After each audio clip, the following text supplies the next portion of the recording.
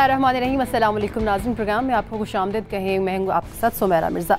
नाज़रीन, आज हम प्रोग्राम में बात करेंगे कि वज़ीर आज़म इमरान खान साहब ने कल कौम से खिताब किया कि आज से ही डैम बनाने का काम शुरू करना है, जिसके लिए ओवरसीज़ पाकिस्तानी से भी उन्होंने अपील की है कि इस फ़ंड में डॉलर्स भेजें और इसके अलावा पाकिस्तान में मुकीम आवाम से भी उन्होंने अपील की है कि वो डैम बनाने के लिए फ़ंड्स दें। थोड़ी सी इन्फॉर्मेशन आपके साथ शेयर करना चाहूँगी इस तमाम तर मनसूबे के हवाले से कि पाकिस्तान में इस वक्त डैम्स की अगर कुल तादाद की अगर हम बात करें तो वो 155 है। पाकिस्तान अपने दरियाओं का सिर्फ 10% हिस्सा जो है वो ज़ख़ीरा कर सकता है, बाकी इसके अलावा 90% जो है वो ज़ाया हो जाता है। दोस्त मुल्क चीन की अगर हम बात करें, कंपेयर करें तो 87,000 डैम्स है वहाँ पर, क्योंकि रकबे के हिसाब से अगर हम बात करें तो वो 12 गुना बड़ा है पाकिस्तान से। उस तनासुब से यानी चीन के तनासुब से अगर हम देखें तो उस हिसाब से भी पाकिस्तान में 7,250 डैम्स होने चाहिए। जबकि अगर हम भारत की बात करते हैं तो वहाँ पर 3200 डैम्स हैं पाकिस्तान में, पाकिस्तान से हालांकि ज़्यादा हैं, लेकिन उनका भी तनासुब जो है चीन के हिसाब से अगर हम देखा जाए तो वो भी कम है। जिनमें से बेशतर डैम्स की अगर हम भारत की डैम्स की बात करें तो उन्होंने पाकिस्तान के दरियाओं पर बनाए हुए हैं। पाकिस्तान में पहला डैम अगर हम बात करें तो 1900 में बना, जिसके यके बाद दीगरे 1968 तक 8 से 9 डैम बनाए गए और उसके बाद कभी किसी दौरे हुकूमत में इस मामले को उस कदर सीरियस नहीं लिया गया। इस वक्त मुल्क के दीगर सूबों में भी 32 छोटे बड़े डैम्स पर काम हो रहा है। 13 पर काम शुरू हो चुका है। भाषा डैम पर काम शुरू करने के लिए 125 अरब रुपए मुख्तस हुए हैं, जिसकी तकमील से सालाना 800 मेगावाट बिजली पैदा होने के अलावा पेशावर को साफ पानी भी मिलेगा। दियामिर भाषा डैम को बनाने के लिए 14 अरब डॉलर की ज़रूरत है। और प्रोग्राम के आखिरी हिस्से में हम बात करेंगे पाकिस्तानी वज़ीर ख़ारजा की चीनी हम मनसब से अहम मुलाकात हुई है। प्रोग्राम में मेरे साथ जो मेहमान शामिल हैं उनका तारुफ करवाना चाहूँगी। इरशाद अहमद आरिफ साहब सबसे पहले प्रोग्राम में मेरे साथ स्टूडियो में मौजूद हैं। सर, आपको वेलकम करना चाहूँगी। उमर चीमा साहब पाकिस्तान तहरीक इंसाफ के सीनियर रहनुमा मेरे साथ प्रोग्राम में मौजूद है। सर, आपको भी वेलकम करती हूँ। अमजद शुएब साहब ने भी हमें ज्वाइन किया है। सर, आपको भी वेलकम करती हूँ। इसके अलावा जैसे जैसे मेहमान मेरे साथ प्रोग्राम में शामिल होते जाएंगे उनको हम गुफ्तगू में शामिल करेंगे। लेकिन इसके अलावा हमें सैयद जमात अली शाह साहब ने भी ज्वाइन कर लिया है, साबिक commissioner Indus water commission. Sir, आपको भी प्रोग्राम में वेलकम करती हूँ। शाह साहब, शुरू आपसे करना चाहूँगी। खान साहब ने कि इससे पहले भी हमने देखा कि बहुत सारे उन्होंने प्रोजेक्ट शुरू किए और स्ट्रगल की और वो कंप्लीट भी हुई। तनकीद तब भी हुई थी और तनकीद अब भी हो रही है। सर, उस वक्त मंसूबे छोटे थे लेकिन वो इक़्तिदार में नहीं थे, वो पाकिस्तान के वज़ीर आज़म नहीं थे। अब मंसूबा बड़ा है लेकिन अब वो पाकिस्तान के वज़ीर आज़म भी हैं। काविश कैसी है, पाए तकमील तक पहुँचेगी? सर इरशाद साहब। देखिए, क्यों नहीं हो सकता जी। ये जब पाकिस्तान बन रहा था तो जितने माहिरीन मुआशियात थे, जितने सियासी पंडित थे, जितने मायूस जहन के दानिश्वर थे, वो कहते थे कि ये दीवाने का ख्वाब है और ये दीवाने का ख्वाब, इसके लिए 100 साल मेहनत या जद्दोजहद नहीं करनी पड़ी, 7 साल के मुख्तसर अरसे में मुकम्मल हुआ है। अंग्रेज़ मुखालिफ था, अंग्रेज़ के पास इक़्तिदार था, अंग्रेज़ के पास दौलत थी, अंग्रेज़ के पास जहानत थी। हिंदू मुखालिफ था, वो अक्सरियत में था और दौलत के सोतों पर और पावर कॉरिडोर्स में वो बहुत ताकतवर था, वो काबिज़ था एक लिहाज से। और फिर मुसलमानों में ऐसी जमातें मौजूद थीं, उलमा की जमातें थीं, जागीरदारों के जमातें थीं, दूसरे लोग थे, सब कहते थे कि ये नहीं हो सकता। पाकिस्तान बन गया। अगर आज के माहिरीन मईशत उस दौर में होते तो उन्होंने कायद-ए-आज़म को यही मशवरे देने थे कि ये नाकाबिल अमल मनसूबा है। कायद-ए-आज़म हरगिज़ किसी की नहीं मानते। कायद-ए-आज़म ने यही कहना था कि मुझे अल्लाह पर भरोसा है और मेरा ये इरादा है, यकीन है, और मैं यकीन से आपके सारे अंदाज़ों को, सारे तज्जियों को नाकाम बनाऊंगा, और उन्होंने बना के दिया।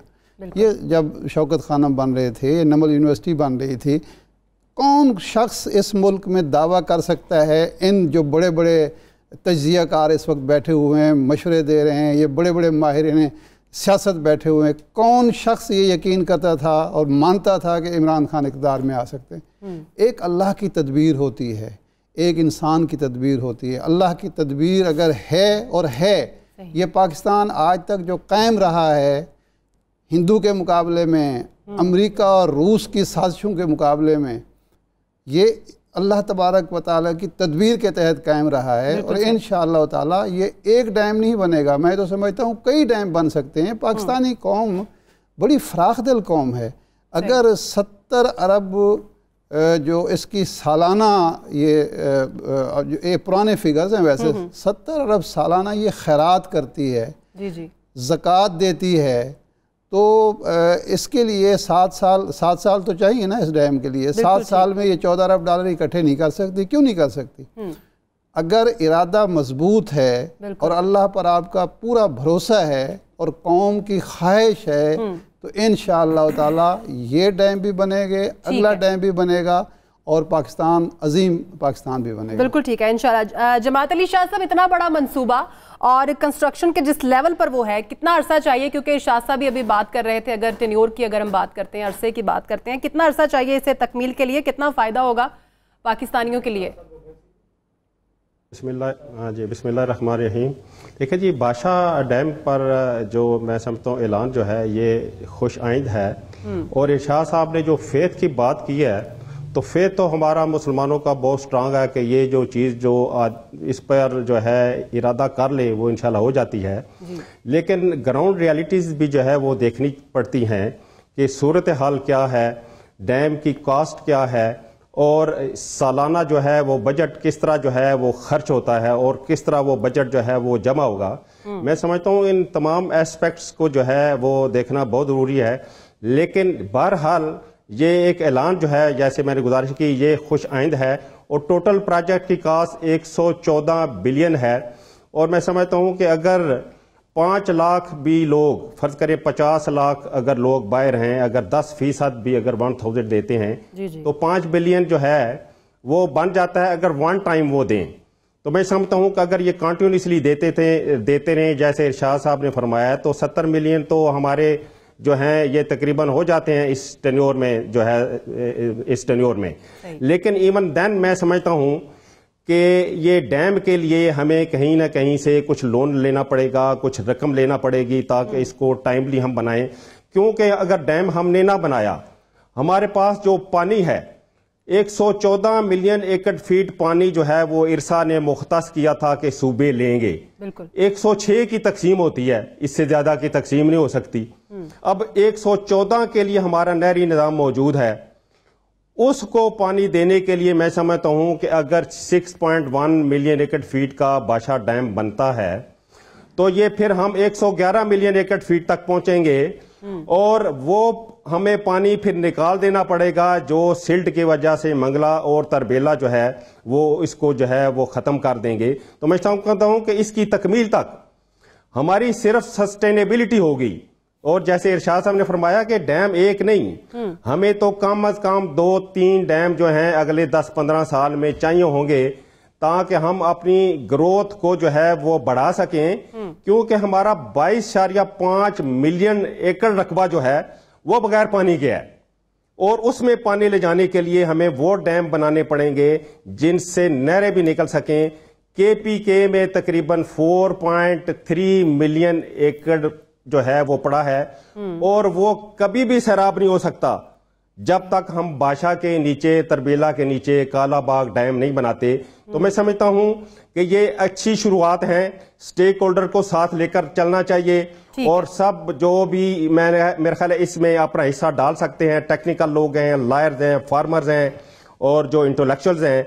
तो ये इस जो है तजवीज़ को जो है आगे जो है वो स्टेप बाय स्टेप बढ़ाना पड़ेगा।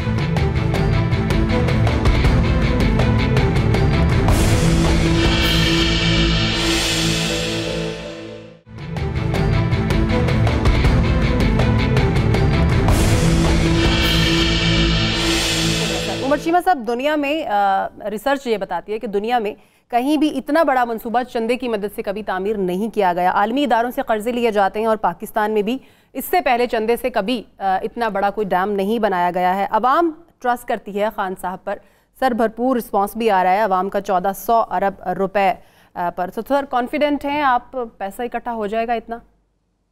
शुक्रिया सुमेरा, यकीनन इंशाअल्लाह ताला। और कॉन्फिडेंस इनफैक्ट आवाम को इमरान खान साहब की शख्सियत के ऊपर है। इससे पहले भी शौकत खानम के हवाले से हो, नमल कॉलेज के हवाले से हो, बाकी भी जितने उन्होंने सोशल वर्क के काम किए हैं उनकी फिलंथ्रॉपी के हवाले से अगर आप देखें तो पाकिस्तानी कौम ने ओवरसीज़ पाकिस्तानी ने खान साहब पे हमेशा एक भरपूर एतमाद किया और उन्होंने कभी भी कौम को मायूस नहीं किया इस हवाले से। सो ये बात तो तय है कि यकीनन इसके अंदर पाकिस्तानी जो है बिल्कुल भरपूर इसके अंदर जो है अपना हिस्सा डालेंगे। गुजारिश ये है कि दो चीज़ें, बिल्कुल आपने ठीक कहा कि इतना बड़ा प्रोजेक्ट जो है वो बिल्कुल इस तरह से चंदा इकट्ठा करके अपनी मदद आपके तहत बनाना बहुत मुश्किल है, लेकिन आपके दो चीज़ें, दो कंस्ट्रेंट्स बहुत अहम है गवर्नमेंट को। एक आपको पता है कि एक तरफ कर्ज़ों का अंबार है कि जो पिछले 10 साल में जैसा 6000 अरब से 30,000 अरब तक पहुंचा गए, फिर सर्कुलर डेट्स हैं और बाकी जितने मईशत को जो चैलेंजेस और जो बोझ जो हैं वो एक तरफ, उस दूसरी तरफ हमें जैसा खान साहब ने भी कल फरमाया कि हमें जो है अर्जेंट बेसिस के ऊपर ज़रूरत है कि हम वाटर स्टोरेजेस जो है वो क्रिएट करें, बड़े डैम्स बनाएं, छोटे डैम्स बनाएं। और ये जो कल जो फंड क्रिएट किया गया इसका मकसद ये सिर्फ किसी एक, मैं समझता हूँ एक मखसूस एक डैम के लिए नहीं, ये जो जितने भी डैम्स जो ज़रूरत है, जैसा भी जमात अली शाह साहब ने भी कहा कि जैसा कालाबाग डैम है वो जितना जनरल मुशर्रफ के दौर में भी जो कमेटीज़ बनी उन्होंने भी जो है इसको इंतहाई टेक्निकली वाइबल करार दिया। इसी ज़रूरत इस बात की है कि भाषा के साथ साथ बाकी भी जो सूबों के दरमियान अगर कोई तहफ़्फ़ुज़ात या कोई गलत फहमी है उनको काउंसिल ऑफ कॉमन इंटरेस्ट के अंदर जो है उसको एड्रेस करेंगे, और ताकि ये जो एक एमरजेंसी की बुनियाद के ऊपर जो ज़रूरत पड़ गई है ये इसके लिए हमें अब ज़ाहिर है बजाय, आपको पता है कि जो मईशत के ऊपर इस वक्त कंस्ट्रेंट्स हैं उसमें बाकी जो मंसूबे हैं वो अपनी जगह, लेकिन इसके लिए इसलिए ज़रूरी था कि प्राइम मिनिस्टर ने, मैं समझता हूँ जो इनिशिएटिव लिया वो वक्त की बड़ी अहम ज़रूरत, इससे पहले चीफ जस्टिस ने तो एक इनिशिएटिव लिया था। इसके साथ साथ मैं समझता हूँ कि ये एक वक्त की अहम ज़रूरत भी थी, ये होना तो बहुत पहले चाहिए था। और पानी एक ऐसा एक इशू है क्योंकि जितने भी आप डिफेंस स्ट्रेटजी के जो एनालिस्ट हैं उनकी आप रिपोर्ट्स उठा कर देख लें तो ये पाकिस्तान के लिए ख़ास तौर के ऊपर ये खाली सिर्फ जो है आबादी के लिए या ज़राअत के लिए नहीं, ये हमारे लिए हमारी नेशनल सिक्योरिटी का भी एक इशू है ये, क्योंकि हमें जितने हिंदुस्तान से वाटर टेररिज्म के थ्रेट्स हैं वो शायद मिसाइल्स से ज़्यादा हमारे लिए ख़तरनाक जो है ये है आबी दहशतगर्दी के जो ख़तरात हैं हिंदुस्तान से, क्योंकि आपके सामने इंडस वाटर ट्रीटी के अंदर हिंदुस्तान, हमारे 3 दरिया हमने हिंदुस्तान को दिए, उसके अगेंस्ट आपके सामने जैसा आपने अभी शुरू में भी रिपोर्ट बताई, हम तरबेला और बंगला के अलावा कोई डैम नहीं बना सके। हिंदुस्तान जो है 80 के करीब जो है डैम बना चुका है, और हम आज जब इंटरनेशनल जो एक्सपर्ट्स की रिपोर्ट्स हैं कि एक तरफ यहाँ पे पानी की किल्लत है, दूसरी तरफ हम 35 मिलियन एकड़ फीट जो है पानी जो है मीठा पानी जो है वो हम समुद्र में ज़ाया कर रहे हैं, सिर्फ इसलिए कि किसी भी हुक्मरान ने इसकी अहमियत को नहीं जाना और ना ही इसको जानने की कोशिश की है कि ये मसाइल है क्या, और सिर्फ उसको ये कह दिया गया कि नहीं नहीं इसके ऊपर तो बात नहीं हो सकती, इतना ये सियासी इशू बन गया। अब सियासी इशू जो अगर सियासतदानों ने नहीं हल करना तो किसने हल करना? बिल्कुल सही सर, आपने आबी दहशतगर्दी की चूंकि बात की है तो हम अमजद शेख भी हमारे साथ हैं, उनका फ़ायदा उठाते हुए सर यही बात करना चाहूँगी, बाकी दीगर जो फ़वायद होंगे इससे वो तो अपनी जगह वो भी बहुत बड़े हैं, लेकिन आबी दहशतगर्दी का भी सामना है पाकिस्तान को, ख़ास तौर पर भारत की तरफ से। तो सर इस डैम के बनने के बाद कितने ख़तरात कम हो जाएंगे पाकिस्तान के लिए? बिस्मिल्लाहिर्रहमानिर्रहीम। देखिए, जमात अली शाह साहब ने तो बताया कि इस डैम के बनने के बाद भी बमुश्किल आप अपनी किसी हद तक ज़रूरत पूरी करेंगे, लेकिन उसके अलावा डैम ज़रूरत होगी। तो मेरा ख्याल है कि दहशतगर्दी से अगर बचना है हमने, आबी दहशतगर्दी से, तो उसके लिए तो लॉन्ग टर्म प्लानिंग करनी चाहिए ताकि काफ़ी सारे डैम्स बन जाएं। और जो रास्ता हमने इख्तियार किया है, मेरा ख्याल है कि सिर्फ एक चीज़ नहीं, एक ये ओवरसीज़ पाकिस्तानीज़ की जो डोनेशंस हैं उसके अलावा भी मेरा ख्याल है काफ़ी सारी चीज़ें पाइपलाइन में हैं। अगर वो हम पूरे इम्प्लीमेंट करें तो इंशाल्लाह डैम बनेंगे। जो मुझे अंदाज़ा है गवर्नमेंट इसमें Pakistan investment bond, foreign exchange bond issue करने वाली है। वो बॉन्ड इशू होते हैं तो उसमें बहुत बड़े पैमाने पे फॉरेन एक्सचेंज जो है वो हमारे जो पाकिस्तानी भाई बाहर हैं वो जमा करा सकते हैं, और उसमें अगर इंसेंटिव अच्छा होगा तो लोग कराएंगे, पैसे उधर से आएंगे। इसी तरह एक आपको याद होगा कि हम जब ये नीलम झेलम प्रोजेक्ट चल रहा था तो इसका गवर्नमेंट ने एक रेगुलर बिजली के बिलों के साथ एक डेवलपमेंट फंड के तौर पे एक चीज़ लगाई हुई थी जो सिर्फ नीलम झेलम प्रोजेक्ट को फंडिंग करती थी। तो मेरा ख्याल है उधर भी कुछ ना कुछ एडिशनल बादशाह डैम के नाम से कुछ लगाना पड़ेगा जो अगले 7-8 साल तक चलता रहेगा। इसके अलावा जो असल चीज़, जहाँ चंदे से तो जो काम थोड़ा बहुत हो सकता होगा, ज़्यादा काम होगा जब रियासत अपने रिसोर्सेज को मोबिलाइज करेगी। उनमें आपने देखा कि ये एक जो हम ये पैसा बचाने के लिए शादी और वगैरह ये जो हम कर रहे हैं अपने ज़िंदगी में लाने के लिए या हुकूमत को चलाने के लिए, तो वो तो ठीक है, कुछ पैसा उसमें बचेगा, लेकिन हमें मेहनत करनी होगी गर्दिशी कर्जे बचाने के लिए। उसमें आज 1 ट्रिलियन आपका जा रहा है। हमें जो गवर्नमेंट की एंटिटीज़ हैं, जो PIA है, रेलवे है, ये 1 ट्रिलियन से ज़्यादा इसमें लॉसेज हैं आपके। फिर इसके बाद देख लीजिए कि टैक्स कलेक्शन की रिफॉर्म्स कभी किसी ने नहीं की। टैक्स कलेक्शन रिफॉर्म होगी तो आमदन बढ़ेगी। असल चीज़ यह है कि आपने एक्सपोर्ट्स बढ़ानी है। ये जब तक आप अपनी आमदन नहीं बढ़ाएंगे और कर्जों के जाल में फंसे रहेंगे तो डैम्स चंदों से तो वाकई नहीं बनते। ये बड़ा मुश्किल काम है।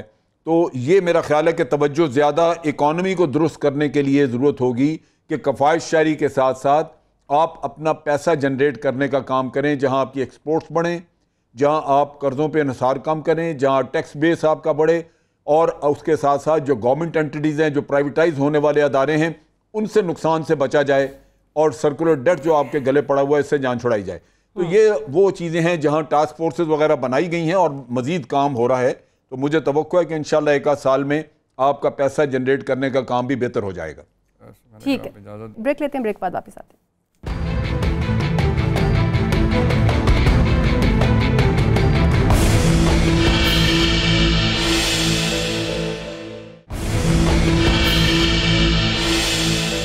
एक बार फिर से हाजिर है इरशाद साहब। एक कैलकुलेशन के मुताबिक अगर पाकिस्तान का एक फ़र्द बशमूल जो नौज़ायदा बच्चे हैं, छोटे छोटे बच्चे हैं, उनको भी अगर हम शामिल कर लें तो 30,000 रुपया हर फर्द भी इकट्ठा करे तो कहीं जाके बात बन सकती है, जो जाहिर है पॉसिबल नहीं है, लेकिन हम पुरुम्मीद है।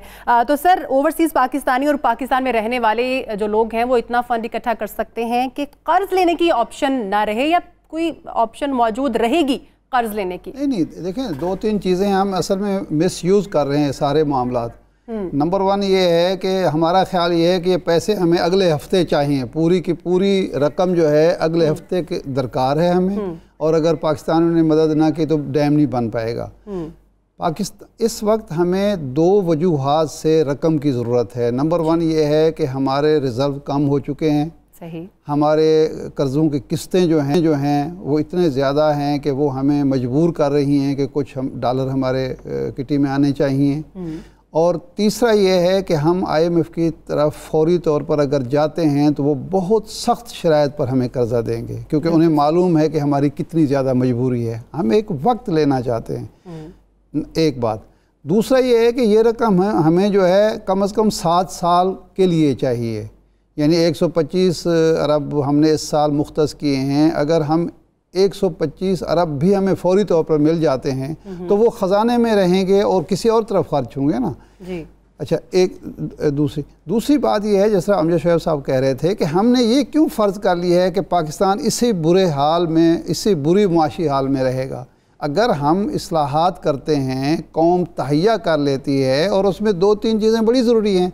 हमारे पास को खुदा न खास्ता वसाइल की कमी नहीं है, कोई बंजर ज़मीनों पे हम नहीं बैठे हुए। ये नहीं है कि लोग यहाँ सुस्तुल वजूद हैं, अफ्यूम खा के, जिस तरह चाइना में थे 1949 से पहले, उस तरह की कौम सो के पड़ी हुई है। मेहनती कौम है, पुरज़्म कौम है, और बाहर जो बैठे हुए हैं वो भी मुहिब वतन हैं।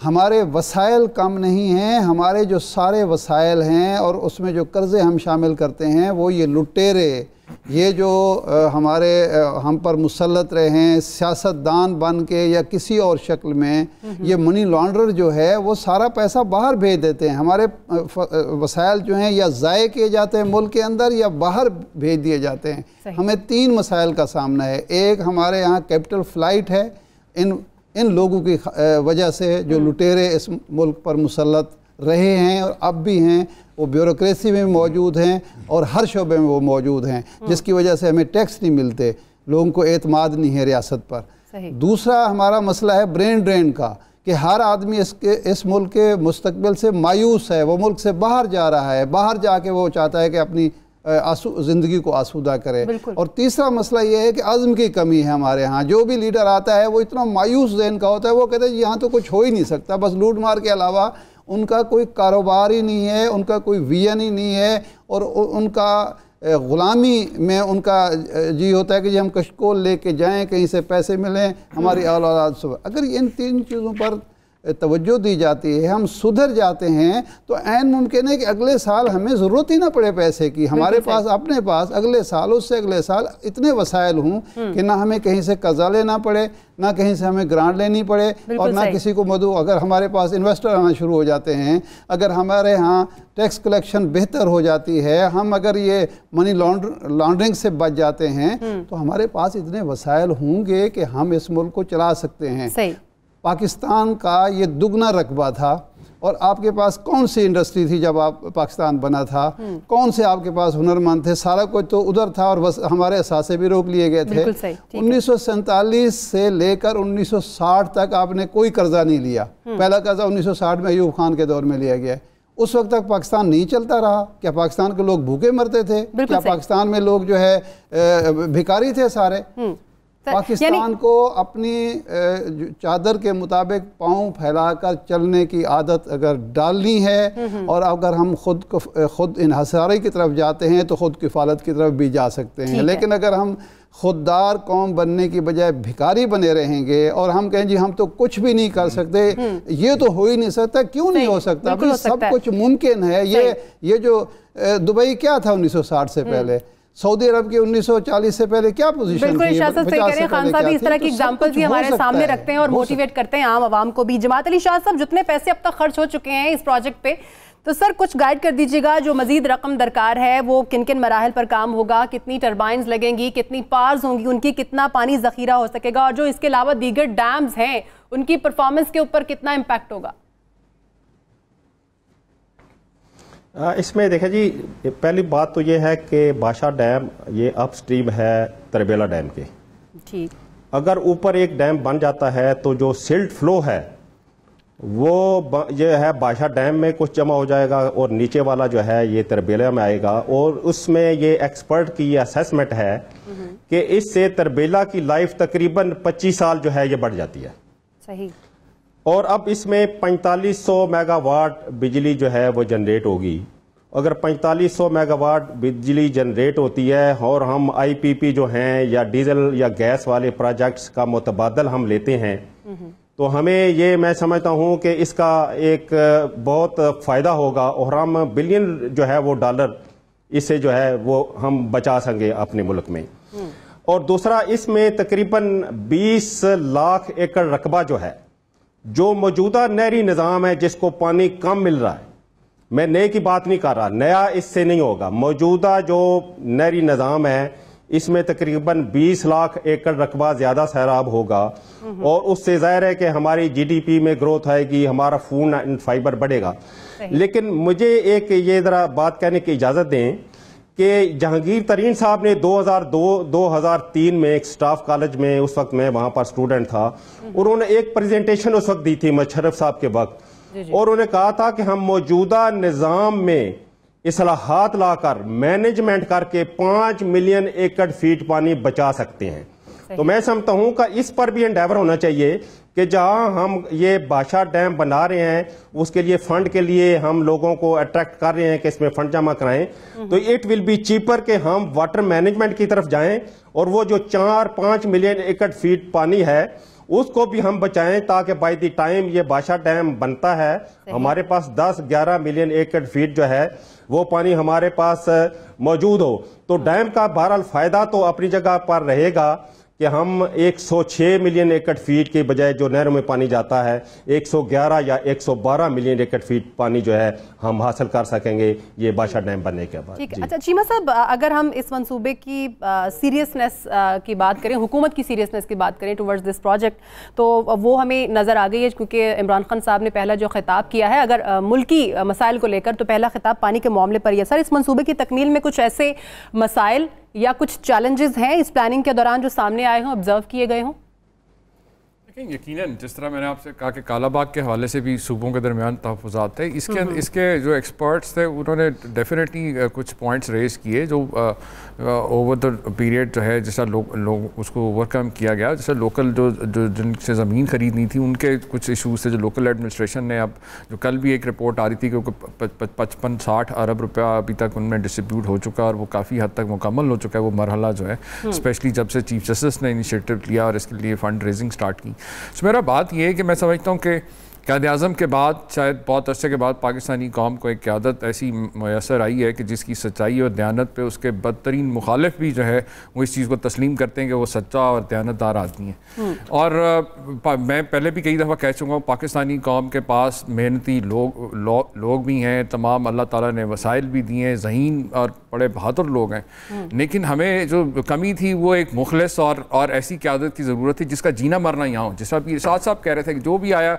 उसने 5 साल को सिर्फ यही समझा कि लुटो और फुटो वाली पॉलिसी रखी, उनको कभी कोई गर्ज ही नहीं था। और मैं चैलेंज कर सकता हूँ कि उन पुराने जितने भी उनमें से 90% को तो यही नहीं पता कि कालाबाग डैम का जिसको इतना बड़ा पहाड़ बना दिया गया वो इशू है क्या, कालाबाग एग्जिस्ट किधर करता है, उनको ये भी नहीं पता। क्योंकि मैं एज अ फार्मर मैंने इस पे हमने एडवोकेसी की है कि पानी जो है एक लाइफ लाइन है पाकिस्तान की ज़हरी मईशत के लिए ख़ास तौर पर, और हमें इसके ऊपर जो है इस पे तवज्जो देनी चाहिए। और आप मुझे याद है जनरल मुशर्रफ के दौर में जिस तरह भी जमात अली शाह साहब भी कह रहे थे, कोशिश की गई कि जो पानी जो ज़ेरे ज़मीन पानी ज़ाया होता है, यानी वो नहीं जो नहरों के ज़रिए जो एक्वाफर रिचार्ज करता है उसको नहीं, जिस तरह खाले थे, कच्चे खाले थे, उन खालों को पक्का किया गया, वो अगर कोई कुछ रह गए खाले पक्का उन पर भी ज़रूरत है करने की। इसके साथ साथ हमें एक सोशल अवेयरनेस की ज़रूरत है, जो हम घरों के अंदर जो हम आम जिंदगी में हम जो पानी जो अवेलेबल है ये अल्लाह ताला की वो नेमत है जो आम लोगों को मुयसर नहीं है। इधर पाकिस्तान के अंदर पंजाब के अंदर आप जाएँ डीजी खान और ये बहुआ के एरियाज़ में जाएँ जहाँ लोगों को पानी मतलब गंदे पानी से बीमारियाँ हैं वहाँ पर लोग, और कभी उसके ऊपर तवज्जो नहीं दी गई, सियासतदानों ने कभी उस तरफ तवज्जो नहीं दी। मैंने आपको बताया साउथ पंजाब के अंदर 70% नीचे ब्रैकेज हो गया पानी। मैं समझता हूँ कि क्योंकि ये एक ऐसा इशू है कि पूरी कौम के मुस्तकबिल का मामला है, ये किसी एक का नहीं है। मतलब अगर भाषा डैम बन जाएगा या कालाबाग डैम बन जाएगा तो मेरी जमीनों को पानी नहीं आ रहा, ये पूरे पाकिस्तान के उन महरूम इलाकों के लोगों को मुयसर आएगा जो जिनका रोजगार ही जो है वो ज़राअत के ऊपर है और उसका इन्हिसार पानी के ऊपर। बिल्कुल सही कह रहे हैं आप। ब्रेक ले लेते हैं नाज़रीन, ब्रेक के बाद जब हम वापस आए तो आमजद शेख साहब से भी इस मौजू पे बात करेंगे। ब्रेक लेते हैं, ब्रेक के बाद वापस आए।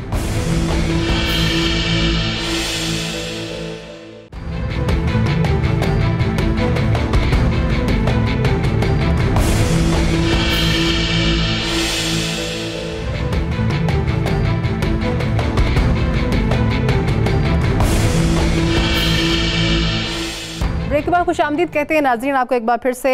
इरशाद साहब, पाकिस्तानी वज़ीर ख़ारजा की चीनी हम मनसब से जो मुलाकात हुई है, कुरैशी साहब का कहना है कि दहशतगर्दी के ख़िलाफ़ मुश्तरका मैकेनिज़्म बनाने और चीन के साथ बरामदात पर सब्सिडीज़ पर भी बात हुई। तो सर आप इस मीटिंग को किस तरह से देखते हैं?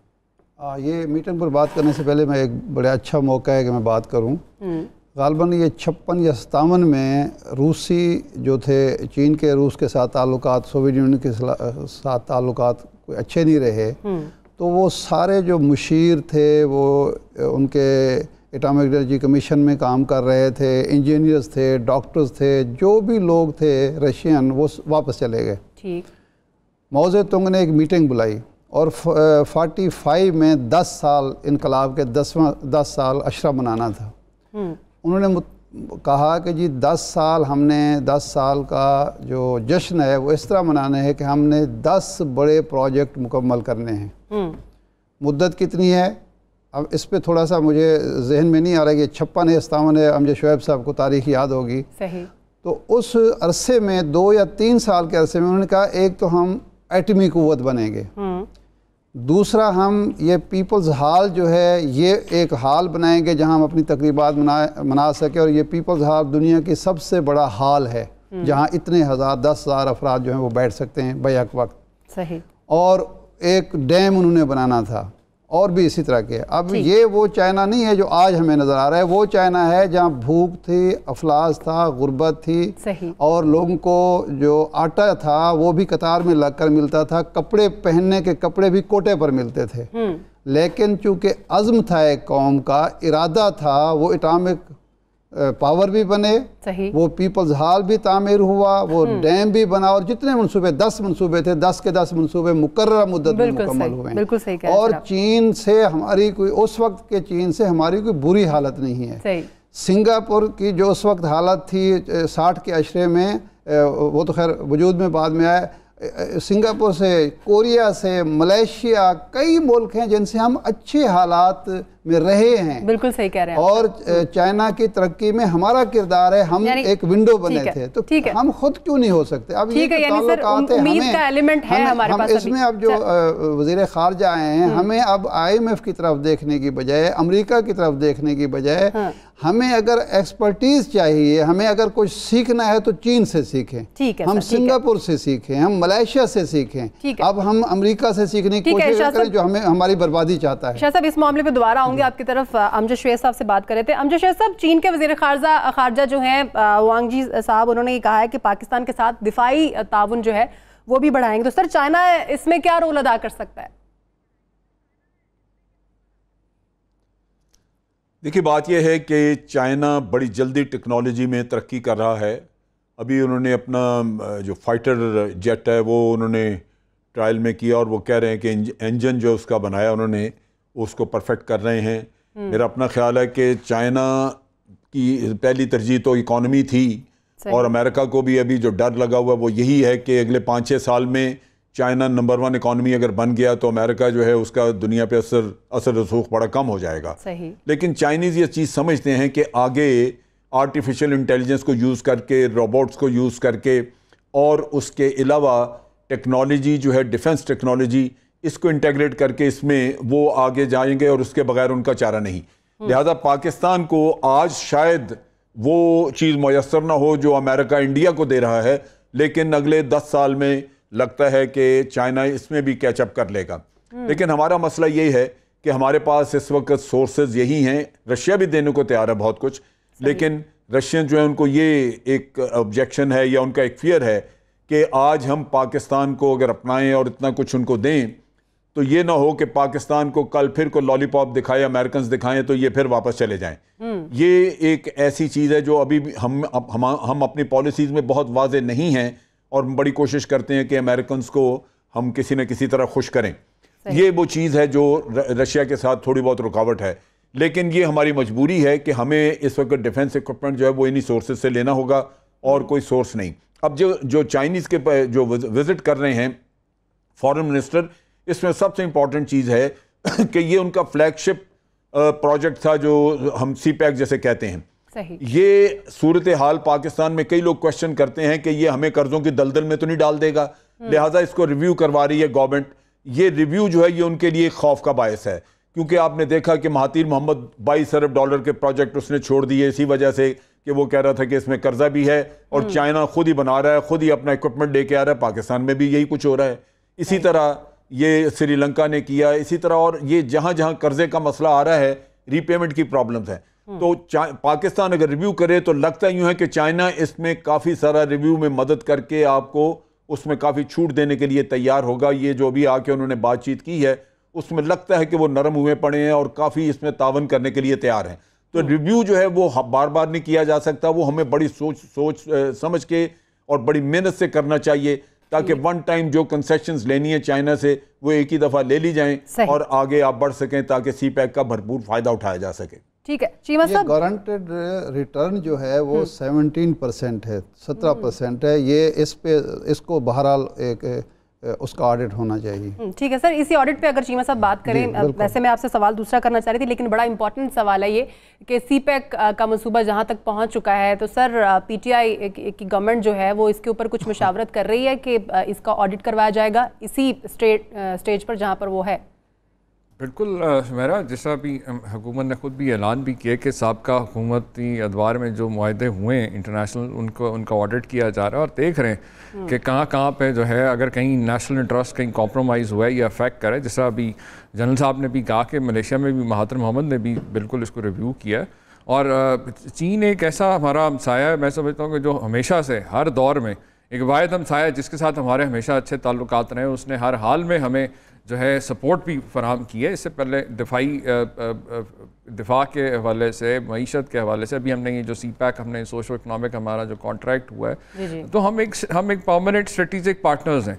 सो डेफिनेटली पाकिस्तान की मुआशी तरक्की के अंदर यकीनन चीन की मदद इसमें बिल्कुल हमें दरकार है। इससे पहले हमने जैसा करप्शन के ख़ात्मे के हवाले से चीन के अंदर बड़े मौसर इक़दाम उठाए गए, हमारी हुकूमत चाहती है कि उनसे ये वो उस हवाले से भी जो है चीज़ें सीखी जाएँ, और बाकी भी इंडस्ट्री की बेहतरी के हवाले से, मईशत की बेहतरी के हवाले से, ज़राअत की बेहतरी के हवाले से चीन से हमारे काफ़ी हमें जो है इसमें मदद हासिल हो सकती है। तो गवर्नमेंट जो है डेफिनेटली इसको देख रही है कि किस तरह से जो है हम, क्योंकि हमारी जिस तरह हमने पहले शुरू में पहले दिन ही गवर्नमेंट ने वाज़ेह ऐलान किया था कि हमारी जितनी भी पॉलिसीज़ होंगी उनका जो बुनियाद है वो हमारा मकसद जो है वो नेशनल इंटरेस्ट को सेफगार्ड करना, उसको प्रमोट करना, और उसका हद्दुल इम्कान भी तहफ़्फ़ुज़ जो है उसको हम यकीनी बनाएंगे। यही हमारी गवर्नमेंट की मेन प्रायोरिटी जी। मतलब एक चीज़ और जो हम देख रहे हैं कि खान साहब जब भी एग्जाम्पल देते हैं मसाइल के हल के लिए, बैरून ममालिक की बहुत सारी ऐसी एग्जाम्पल्स देते हैं कि इन मसाइल को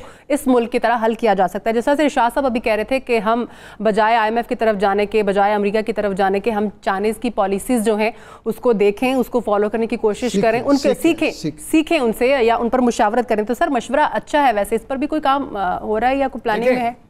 PTI की गवर्नमेंट जो है कोई आइसोलेशन पे बिलीव नहीं करती। हमने तो पहले दिन कहा कि हम तो तमाम हमसायों के साथ अच्छे ताल्लुकात रखना चाहते हैं, लेकिन हम एट द सेम टाइम जो है हम किसी तौर पे भी ये कबूल नहीं कर सकते कि हम जो है नेशनल इंटरेस्ट पे कोई कॉम्प्रोमाइज़ हो। मुझे याद है मैं एक ज़माने में जब इंफॉर्मेशन सेक्रेटरी था पार्टी का, तो मैं एक जगह एक खाने पे मुलाकात हुई कुछ अमेरिकन डिप्लोमेट से। तो उस ज़माने में वॉर एंड टेरर चल रही थी, और हमारे अक्सर जो है ना PTI को क्लब कर दिया जाता कि जी ये भी कोई ख़ास एक फैक्शन से इनका ताल्लुक जो है उसके सपोर्टर्स हैं। जब मुलाकात हुई उन्होंने कहा जी आप लोग बड़ा हमारे अमेरिकन के अगेंस्ट है। ऐसे कि नहीं, हम अमेरिकन के अगेंस्ट नहीं है, हम उन पॉलिसीज़ के अगेंस्ट हैं जो हमारे नेशनल इंटरेस्ट को अफेक्ट करती हैं। तो जब इस तरह जब कम्युनिकेट आप करते हैं तो बहुत सी जो मिसपरसेप्शन जो हैं वो भी क्लियर होती हैं, दूर हो जाती है। PTI ने और खान साहब की क़यादत के अंदर PTI की गवर्नमेंट का बड़ा वाज़ेह तौर पे जो मैसेज है वो यही है कि हम जो है हम एक ऐसी गवर्नमेंट है जो बिल्कुल जिसका जीना मरना इस कौम के साथ है, और वो नेशनल इंटरेस्ट को जो है अपनी प्रायोरिटीज में रखती है, ज़ात अपने कारोबार, अपना लूट मार का पैसा बचाने के लिए हुकूमत में नहीं है। शाह बड़ा अहम जो भी आपने बात की थी उस पर आपका शॉर्ट कमेंट चाहूँगी, कितना ज़रूरी है CPEC मंसूबे का ऑडिट इस वक्त? नहीं देखें, ये तो एतराज़ चाइना को भी नहीं होना चाहिए कि देखें चाइना इसमें शरीक है एक रियासत के तौर पर, लेकिन अगर उनके बैंक्स जो हैं, उनके ठेकेदार जो हैं, उनके जो बाकी इदारे हैं जो इन्वेस्टमेंट करने वाले हैं, अगर उन्होंने यहाँ से कोई ज़रूरत से ज़्यादा नाजायज़ कंसेशंस ली हैं, या मसलन रिटर्न का इशू जो है उस पर अगर हमारी हुकूमत ने कमज़ोरी दिखाई है और हमें महसूस होता है या चाइनीज़ को हम ये कायल कर सकते हैं कि जनाब दुनिया में कहीं भी इस तरह से मुआहदे नहीं होते। मिसाल के तौर पर अभी तक ये चीज़ राज है कि ये मुआहदा जो हुआ है इसको छुपाया क्यों गया है, बिल्कुल ठीक है सर, मख्फी क्यों रखा जाता है। तो इस पे मेरे ख्याल बात करनी चाहिए, कोई हर्ज नहीं है और उनको माननी भी चाहिए। ठीक है, अमजद शेख साहब आप भी इस पे शॉर्ट कमेंट कर दीजिए सर, फिर क्लोजिंग करते हैं। जी ये बड़ा ज़रूरी है। देखिए इसमें दो चीज़ें हैं, एक तो ये कि जो उसके मुआहदे के जो भी जो शिकें थी इसकी कि रिटर्न, जैसे शाह साहब रिटर्न की बात कर रहे हैं, एक्चुअली ये हमें इनको देखना होगा कि हमारे लिए फाइनेंशियल क्या इसमें रिटर्न्स हैं, और दूसरा ये कि हमारे अपने जो मुल्क में इंडस्ट्रियलिस्ट हैं क्या इनका तो नहीं उससे सत्यानाश हो जाता है कि वो ऐसी इंडस्ट्रीज लगा के चीपर प्रोडक्ट्स यहाँ पे लें क्योंकि उनको कंसेशन ज्यादा मिल रही हैं और हमारे वाले लोगों को वो कंसेशंस नहीं मिल रही, खासतौर पर टैक्स फ्री टैक्स वगैरह की जो उनको छूट दी जा रही है, उनको ड्यूटीज की छूट दी जा रही है। ये वो एस्पेक्ट है जो आपने अपने मुल्क की इंडस्ट्री के साथ कंपैटिबल करके देने हैं, चाइना को भी कोई शिकवा नहीं होना चाहिए। हाँ। मेरे तमाम मेहमानों का मेरे प्रोग्राम में शिरकत करने के लिए। नाज़रीन, आप ओवरसीज पाकिस्तानी हैं, पाकिस्तान में मुकीम हैं, जितना आप अफोर्ड कर सकते हैं आप डैम फंड में पैसे जो हैं वो जमा करवाइए अपने लिए, अपने बच्चों के लिए, अपने मुस्तकबिल के लिए। सुमेरा मिर्ज़ा को इजाज़त दीजिए। अल्लाह।